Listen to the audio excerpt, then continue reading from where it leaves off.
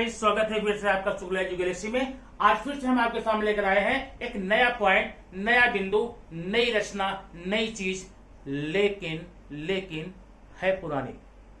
ठीक, तो पुरानी तो फिर नया नहीं करके आए भाई, इसलिए क्योंकि ये सिंपल सी बात है। Is am are was were, यहाँ पर आपके सामने 5 हेल्पिंग वर्ब दिए हुए हैं और ये 5 के 5 हेल्पिंग वर्ब आप इसको भली भांति जानते हैं, लेकिन इसके सारे उपयोग, विस्तार से उपयोग कैसे करना है, इसे आज हम इस वीडियो में पढ़ेंगे। ठीक है, वीडियो में आगे बढ़ने से पहले आपसे मैं कहना चाहूंगा, अगर आप पहली बार चैनल पर हैं तो प्लीज सब्सक्राइब कर लीजिए। ये आपकी कई पीढ़ियों तक काम आने वाली चीज मैं आपको दे रहा हूं। ये कोई एंटरटेनिंग चीज नहीं है जिसे आप सुन करके फेंक देंगे। ये आपके यहाँ कई पीढ़ी तो चलता रहेगा। ये क्या है, इज एम आर वाज का उपयोग। इसको पढ़ने के पहले हम देखेंगे इसका पैदाइश कहां से भाई, is am are was use कैसे करते हैं। तो दरअसल बात यह है, ये जो इज एम आर है इसको बोलते हैं बी फॉर्म। क्या बोलते हैं? B form. बी देख रहे हैं, बी फॉर्म। तो ये बी के फॉर्म है। बी का मतलब होता क्या है? बी का मतलब होता है होना। बी मीन्स होना। तो जब बी मीन्स होना है, बी का मतलब होना होता है, तो फिर इतनी चीजें पढ़ने की क्या आवश्यकता भाई है, बताता हूं। वो भी आप वीडियो पर बने रहिए बस। अगर मैं मान लो बी मतलब होना होता है, लेकिन ये कंसल्टेंट है, जैसे मैंने कहा ही बी अ टीचर। ठीक है, आई बी अ टीचर। ध्यान देना, मैं सब सेम ले रहा हूं। She be a teacher. अगर मैं ऐसा सेंटेंस लिखने लगूं, he be a teacher, I be a teacher, she be a teacher, इसकी मीनिंग क्या होगी? वह टीचर होना, वह टीचर होना। ये कैसा सेंटेंस भाई? सुना आपने कभी ऐसा? कभी बोला है आपने ऐसा? नहीं ना। ये देखिए, आई बी ए टीचर, मैं टीचर होना। अरे क्या अजीब इसकी मीनिंग आ रही है। शी बी ए टीचर, वह टीचर होना। इन्हीं सारी प्रॉब्लम की निजात पाने के लिए बी के कुछ फॉर्म बांट दिए गए, जिनको आप यहां देख सकते हैं। इनका नाम है is am are was were. ये पूरे के पूरे बी परिवार के सदस्य हैं। बी इनका मुखिया है, बी इनके घर का मालिक है। इनके घर में 5 सदस्य हैं। उन सदस्यों का नाम है is am are was were. ठीक है, तो इन्हीं का उपयोग आज आपको इन वीडियो में पढ़ना है। आइए हम देखते हैं ऐसा क्यों किया गया। माने सारे के सारे रूप, सारे लोग बी के रूप हैं, बी के फॉर्म है, तो बी की जगह पर इनको अलग अलग लेना क्यों बताया गया, उसका कारण है। आपने सेंटेंस में देखा, अगर हम is am are was were की जगह पर बी लिखने लग जाएं तो मीनिंग कुछ और की और हो जाएगी, अर्थ कुछ और का और हो जाएगा, और सामने वाला न समझ पाएगा और आप न समझा पाएंगे। तो सबसे पहले देखिए, is am are was were का उपयोग करने के पहले इनको फिर से मैं 2 खानदान बांट रहा हूं। ये दोनों के दोनों एक ही परिवार के सदस्य हैं, लेकिन इनकी प्रकृति अलग है, इनका कुछ स्वभाव अलग है, इनके कुछ कर्म अलग अलग है। उन्हीं कर्मों के आधार पे इनको 2 भागों में बांट दिया। कर्म क्या भाई? ये जो इज एम आर है हमेशा प्रेजेंट टेंस में यूज किया जाएगा। जो चीजें वर्तमान काल में है, जो अभी की चीजें हैं, उनको बताने में इज एम आर का यूज करना। लेकिन जो वाज वर्ब होता है ये हमेशा पास्ट टेंस को शो करने में उपयोग में लाया जाता है। सिंपल सा इसमें अंतर है, छोटा सा अंतर है, लेकिन अंतर तो अंतर। ठीक है, ये पुराने जमाने की बात बताएगा और ये नवीन जमाने की। ये बोलता है छोड़ो कल की बातें, कल की बात पुरानी, नए युगों से शुरू फिर से नई कहानी। को जैसा गाना है आपको याद होगा। तो ये अब पहले हम नए लोगों को देख लेते हैं, क्योंकि हमारी ये यंग जनरेशन है, 21st सेंचुरी की जनरेशन है, तो नए की बात पहले करेंगे, लेकिन पुराने को छोड़ेंगे नहीं। हमारा अतीत है, ये हमारा अतीत है, ये हमारा पास्ट है, ये हमारे पूर्वज हैं, ये हमारे संगी साथी हैं, हमारे परिवार हैं, हमारे दोस्त हैं। जब दोस्त को लेकर चलते हैं पास्ट को भूलना नहीं चाहिए। अब आइए हम देखते हैं इज एम आर। पहले यहां मैंने लिखा इज लिखा है, यहां पर एम लिखा है, यहां पर आर लिखा है। तो ये ऐसे सेंटेंस, दरअसल इज एम आर का उपयोग एक टेंस में होता है, उसे हम प्रेजेंट कंटिन्यूअस टेंस बोलते हैं। उसकी चर्चा हम अगले वीडियो में करेंगे, क्योंकि अगर इसमें शामिल कर लेंगे तो ये अपने आप में थोड़ा सा लेंथी हो सकता है, बड़ा हो सकता है। ठीक है, तो हम इज एम आर का उपयोग वहां उस सेंटेंस में करने वाले हैं जिस सेंटेंस में कोई भी क्रियापद न हो, वर्ब न हो, जहां पर किसी चीज की स्थिति दिखाई गई हो, अवस्था दिखाया गया हो, उनकी कंडीशन बताई गई हो, उनका रूप दिखाया गया हो, वहां पर हम इज एम आर का उपयोग करेंगे। लेकिन ध्यान रखना, फिर से मैं बता देता हूं, ऐसे सारे सेंटेंस जिसमें क्रियापद न हो, जिसमें वर्ब न हो, तो उन अवस्था को दिखलाने के लिए, मतलब किसी चीज की अवस्था दिखलानी हो, माने वह कैसा है, स्थान दर्शाने में कि वो कहां है, वो कैसे है, ठीक है, वह क्यों है, ऐसा सब दिखाने के लिए, लेकिन क्रिया नहीं होगी, हम इसमें इज एम आर का उपयोग करेंगे। लेकिन अब इज एम आर उपयोग करने के पहले आप ये डिसाइड कर लीजिए इज का प्रयोग कहां कहां आप करेंगे। इज, ध्यान देना, ही के लिए इज, सी के लिए इज, इट के लिए इज, तीन चीजें ये हो गई फिक्स प्रोनाउन फॉर्म में, ही, सी, इट। अब उसके बाद में जितने भी सिंगुलर नंबर हो, सिंगुलर नंबर मीन्स एक वचन, सिंगल जो हो, राम, श्याम, सीता, मीता, गीता, मीता, ठीक ना, पेन, दवात, कंप्यूटर, ये सारे, तो वहां पर हमेशा आप इसका उपयोग कर लेंगे। ठीक है, दिखाने के लिए जब हम अवस्था दर्शाने जाएंगे तो। दूसरा है एम, ये तो एकदम एकाकी है भैया, अकेला है, ये कहता है मुझे और किसी से मेरी पटेगी नहीं, मेरा सिर्फ एक दोस्त है, कौन, आई एम, मैं, ठीक ना।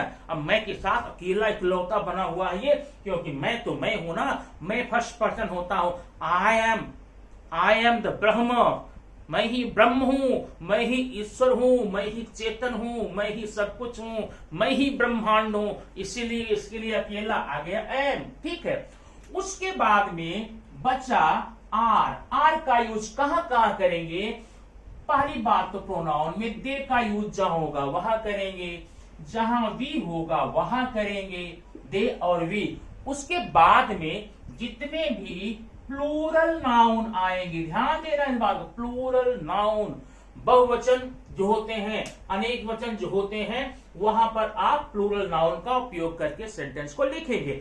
और ध्यान ये रखना, अगर आप मुझसे ये कहना चाहते हो कि सर ये आपकी बात मेरे काम की नहीं है क्योंकि मैं पढ़ता नहीं, आई एम नॉट स्टूडेंट, तो आप भाई सुन लो, आप जो कुछ भी हो, आप स्टूडेंट हो, टीचर हो, दुकानदार हो, रिक्शा चलाते हो, कुछ भी चलाते हो, और आपका पूरा का पूरा टारगेट अपने बच्चों पर है, इसको हम कैसी अच्छी शिक्षा दें। ठीक है भाई, आप वीडियो गेम खेलता है जब आपका बच्चा, देखकर खुश होते हैं, एक बार उसको ये वीडियो दिखा देना, अगर उसे थोड़ी सी परेशानी होती है आप समझा देना, तो उसकी पूरी लाइफ में काम करेगा। तब बताइए आपके काम का है कि नहीं? ये ऐसा कोई भी नहीं है जिसके काम का ये नहीं होगा। इसलिए आप खुद पढ़ें या अपने से छोटों को बताएं, अपने छोटे भाई बहन को बताएं, अपने बच्चों को बताएं। आइए हम देखते हैं ये क्या होता है। अब यहां पर हमें दिखानी है अवस्था, दिखलाने के लिए, तो उसमें सबसे पहले आप सब्जेक्ट लेके ध्यान देना।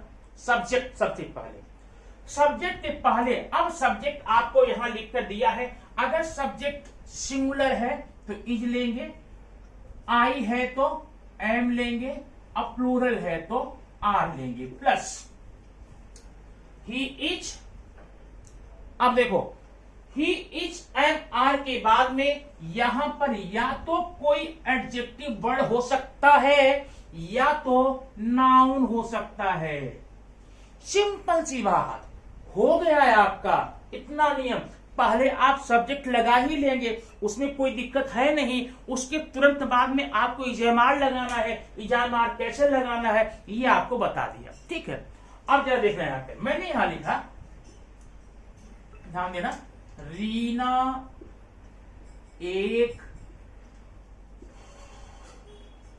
बुद्धिमान, चलो अच्छी वर्ड अच्छा लिखा हूं ना, बुद्धिमान लड़की है, लड़की है। अब ध्यान देना, ये प्रेजेंट की बात मैं ले रहा हूं, जहां पर है हो हूं है। दूसरा, वे बहुत आलसी हैं, ठीक है। तुम एक डॉक्टर हो। अब ऐसे सेंटेंस आप 20, 25, 30 बनाइए ना मन में, और उसको देखिए। अब ऐसे बनाएं कैसे, रीना एक बुद्धिमान लड़की है, तो सबसे पहले आपने लिखा रीना, तो हमने यहां लिख लिया सब्जेक्ट रीना। अब रीना के तुरंत बाद में ये मत देखिए एक बुद्धिमान, रीना ए वाइज नहीं, रीना के बाद आप हेल्पिंग वर्ब लेने वाले हैं। कौन से हेल्पिंग वर्ब, या तो इज, या तो एम, या तो आर। अब आप बताइए यहां पर क्या लेने वाले हैं, आप तो यहां पर इज लेंगे ना, रीना इज, क्योंकि रीना सिंगुलर है।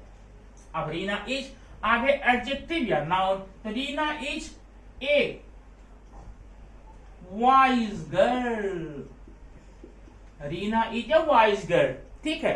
अब इसका क्या होगा, वे बहुत आलसी हैं, दे। अब देखिए साथ हेल्पिंग वर्ब लगेगा आर, बहुत आलसी हैं, सो, वेरी, टू, अच्छा, they are so very too. अब आलसी की अंग्रेजी आप जानते हैं, नहीं जानते मैं लिख देता हूं, लेजी, तो दे आर सो लेजी। अब इसका क्या होगा, तुम एक डॉक्टर हो, यू, ध्यान देना, यू के साथ में हम हमेशा प्लूरल जैसा बर्ताव करते हैं। You are a doctor, you are a doctor, ये हो गया आपका। अब ऐसे कितने सेंटेंस बनाइए, और बना के ये सब के सब अफर्मेटिव बनाया गया है कि तुम एक डॉक्टर हो, मैं बीमार हूं, वह रोगी है, वे अच्छे हैं, तुम टीचर हो, मम्मी डॉक्टर है, पापा क्या है, पापा क्या है, मैनेजर है, ठीक ना। ऐसे सेंटेंस अफर्मेटिव बना के मस्त हो जाइए, और ढेर सारे सेंटेंस बनाइए, और दिन भर से बनाइए नहीं, इसको ओपनली बोलना शुरू कीजिए, ठीक है।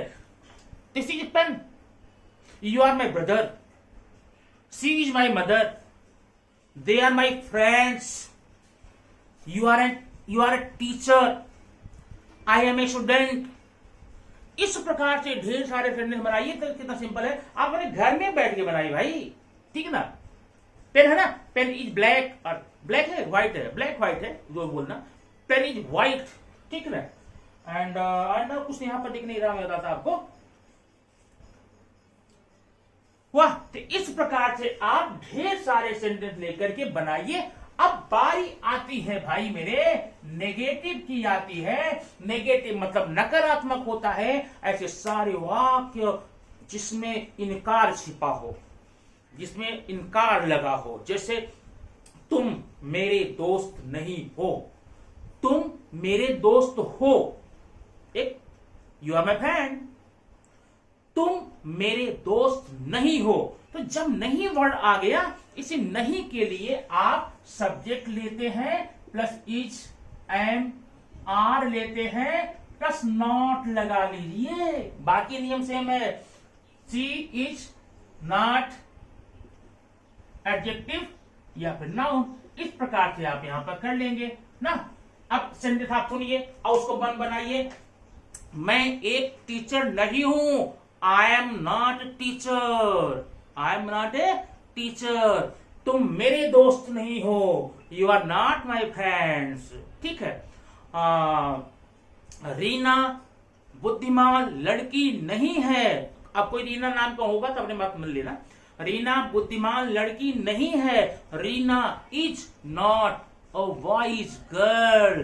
पापा घर पे नहीं है, पापा is not at home, mummy market में नहीं है, mummy is not at market. इस प्रकार से ढेर सारे सेंटेंस बना बना के आप नेगेटिव बना लेते हैं। बारी तो तब आती है थोड़ी सी जहां पर कि आपको मैं इंट्रोगेटिव बनाना बताऊंगा। इस एमआर में इंटेरोगेटिव, जरा ध्यान देना, ध्यान एक बात और देना, ये मैंने इंटेरोगेटिव लिखा है, एक्चुअली पढ़ते हैं इंट्रोगेटिव। तो इंट्रोगेटिव देखकर बच्चे हमारे क्या करते हैं, INTRO करके निकाल लेते हैं। स्पेलिंग देख लेना, INTERROGATIVE, ठीक है, इंट्रोगेटिव। अब इंट्रोगेटिव में जाने के पहले मैं आपको बताऊं, ये इंट्रोगेटिव दो प्रकार है भाई। जो प्रश्न हम पूछते हैं किसी से क्वेश्चन करते हैं, वो दो प्रकार के हैं। अब बड़े चक्कर की, अफर्मेटिव तो एक प्रकार का, नेगेटिव एक प्रकार का। अब ये भैया इंट्रोगेटिव दो प्रकार के कैसे हो गए, ये प्रॉब्लम है ना। खैर कोई बात नहीं, प्रॉब्लम मैं दूर किए देता हूं। प्रॉब्लम ये है कि सबसे पहले जो प्रश्न आपसे पूछे जाएंगे, जो प्रश्न आपसे किए जाएंगे, वो दो कैटेगरी होते हैं। कैसे हम समझें दो कैटेगरी के हैं। पहली कैटेगरी है जिसका आंसर आप यस या नो में दे सकते हैं। एक क्वेश्चन तो ये होता है, और यस नो में क्वेश्चन दिए जाने के कारण इसका नाम है एसनो टाइप क्वेश्चन। और दूसरा क्वेश्चन है जिसका आंसर हम यस या नो में नहीं दे सकते, हम इसको बोलते हैं WH फैमिली। क्या बोलते हैं, WH फैमिली। माने ऐसे सारे क्वेश्चन जिसके स्टार्टिंग में WH वर्ड लगा होता है, who, whom, what, where, when, why, how, ऐसे सेंटेंस, ऐसी इंट्रोगेटिव, उसको हम क्या बोलेंगे, उसको बोलेंगे WH फैमिली। तो सबसे पहले तो हम इनके पास चलते हैं, ये यस नो टाइप वाले कैसे होते हैं। अब इनका जरा देखना। अब मैंने एक क्वेश्चन यहां लिखा, क्या तुम पागल हो, क्या तुम पागल हो, क्वेश्चन मार्क। अब ये क्वेश्चन हो गया, माने क्या तुम पागल हो, क्वेश्चन है ना, क्योंकि इसका आंसर मिलने वाला है। सामने बोलेगा हाँ मैं पागल हूं, या बोलेगा नहीं नहीं पागल नहीं हो, ठीक है। तो इसका आंसर जो देगा वो देगा एस। क्या तुम पागल हो, एस। क्या तुम पागल हो, नो। तो मतलब इसका ये क्वेश्चन कैसा हो गया, ये तो एस नो टाइप क्वेश्चन हो गया ना। और जब भी आपको ऐसे क्वेश्चन, पहले तो यस नो टाइप क्वेश्चन बनाने के लिए, समझने के लिए ढेर सारे क्वेश्चन बना के समझो। माने क्या वे बीमार है, क्या तुम मुंबई में हो, क्या मैं यहां पर हूं, क्या वे यहां पर हैं, क्या यह पेन है, क्या सीमा बीमार है, क्या रतन बाजार में है। ऐसे सेंटेंस बनाइए जिसका आंसर यस या नो में दे सके। अब ये क्वेश्चन है क्या तुम पागल हो, तो इसका आंसर कैसे लिखेंगे। सबसे पहले ध्यान देना, इज एम आर, ये जो तुम्हारा इज एम आर है ना, हेल्पिंग वर्ब है ना, यही क्या के रोल में आ जाएगा। क्या स्टार्टिंग लग गया, इसको आप क्या करके पढ़ सकते हैं। उसके बाद में सब्जेक्ट, ओके, उसके बाद में ऑब्जेक्ट। अब क्वेश्चन मार्क लगाना ना भूलना। अब देखना, क्या तुम पागल हो, अब ये सब्जेक्ट है तुम, इसके साथ में कौन सा हेल्पिंग वर्ब लगेगा, आर लगेगा, आर। तो यहां पर हम लिखेंगे आर, ठीक है। सब्जेक्ट यू, आर यू, फिर पागल, are you mad, question mark, are you mad. क्या तुम मेरे दोस्त हो, आर यू माई फ्रेंड्स। क्या मम्मी बीमार है, इज मम्मी सिक। क्या पापा बाजार में है, इज पापा इन द मार्केट। क्या मैं एक छात्र हूं, एम आई अ स्टूडेंट, ठीक। क्या वे अच्छे हैं, आर दे गुड। क्या सीमा लंबी है, इज सीमा टॉल। ऐसे सेंटेंस बनाइए जिसका आंसर आप एस्ट्रो टाइप में दे सकते हैं। फिर स्टार्टिंग में इज एमा लगा करके ढेर सारे सेंटेंस बनाइए, और देखिए कितना मजा आता है इसमें। आपको बोल के मजा आएगा, सुन के मजा आएगा, सीख के मजा आएगा, ठीक है। एंजॉय कीजिए। अब आइए हम चलते हैं जरा, जो दूसरा परिवार था, दूसरा खानदान था। दूसरा खानदान क्या था? दूसरा खानदान था WH। तो WH में जाने के पहले देखिए, हु है, व्हाट है, whom है, why है, when है, where है, how है। अब how WH नहीं दिख रहा है, लेकिन WH मान लेना हाउ है। अब ऐसे सेंटेंस में हु का मतलब कौन होता है, व्हाट का माने क्या, whom किसे, why क्यों, when कब, where कहां, हाउ कैसे। अब अगर ये सेंटेंस आता है, इसका आप नोट कर लेना अपनी कॉपी में, WH का जो वर्ड है बड़े काम में आएगा। बच्चे कभी कभी कंफ्यूज, सर व्हाट का क्या लगाऊं मैं, व्हाट कब लगाऊं, हु कब लगाऊं, वेयर कब लगाऊं। नो प्रॉब्लम भैया, देखो ना इसमें यही तो है, ठीक है। अभी देखिए, वे कहां हैं, ये क्वेश्चन है ना, वे कहां है, ये क्वेश्चन है। लेकिन क्या आप ये बताइए कि इसमें आप इसका आंसर यस या नो में दे सकते हैं? अगर मैं पूछ तुम कहां हो, बोलोगे हाँ, तुम कहां हो, नहीं। अरे इन प्रश्नों के आंसर आप यस नो में दे ही नहीं सकते भाई। तो ये हो गया WH हो गया, वे कहां है। तुम कौन हो, तुम कौन हो, मैं कहां हूं, ऐसा बोलते भाई ना, मैं कहां, ऐसे सेंटेंस आपके बनेंगे WH में। और जब ये सेंटेंस बन जाए, नियम देख लेना, सिंपल सी बात। सबसे पहले तो आप WH वर्ड लगा लेना। अब WH वर्ड लिख के दिया, कहां की इंग्लिश वेयर, कौन की इंग्लिश हु, कहां की रह गया वेयर, क्यों वाई, ऐसे, ठीक है। WH लगाने के बाद में हेल्पिंग वर्ब ले लेना। हेल्पिंग वर्ब क्या था, इज था, एम था, आर था, plus object, plus question mark. अब इसका तो देखो, पहले हम कहां की इंग्लिश लिखेंगे, कहां की होगी वेयर, वेयर। अब वे है सब्जेक्ट, ठीक है, ये सब्जेक्ट है, ये वे है सब्जेक्ट। अब वे के लिए हम हेल्पिंग वर्ब क्या लगाएंगे, पक्का पता है, आर। वेयर आर दे, वे, वेयर आर दे, वे कहां है, वेयर आर दे। तुम कौन हो भाई, कौन हो, कौन मतलब हु, हु पहले। अब यू के लिए are, who are you, who are you, who are you बोलते, स्टाइल बोलते ना, हु आर यू। आप कैसे हैं, हाउ आर यू। आप कहां हैं, वेयर आर यू। आप कौन हैं, हु आर यू। वे कौन हैं, हु आर दे। वे क्यों हैं, वाई आर दे। वे कहां हैं, वेयर आर दे। सीमा कहां है, वेयर इज सीमा। मैं कौन हूं, हु एम आई। ऐसे सेंटेंस बनाइए और खूब जबरदस्त एंजॉय कीजिए और देखिए कितना मस्त आपको ये नियम दे देता है। अब आइए देखते हैं, जो एक मैंने परिवार को अलग कर दिया था, वाज और वर को, उसका क्या माजरा है भाई। ये देखो, ये भी तो उसी परिवार का है, तो मैंने गलत लिख दिया ना, वाज और वर, ये दो हेल्पिंग वर्ब हैं। इनका भी, ये भी बी के फॉर्म है, ये भी किसी व्यक्ति की, वस्तु की अवस्था को दर्शाने का काम करते हैं। बस अंतर सिंपल सा है, जहां पर आपने वहां हिंदी वाक्य में है, हो, हूं बोला था, यहां पर था, थी, थे रहेगा।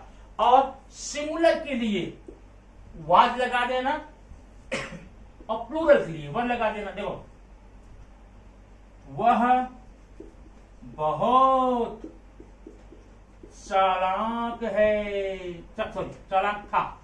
और अब देखो, वहां पर था, है, हो, हूं था, यहां पर था, थी, थे होगा।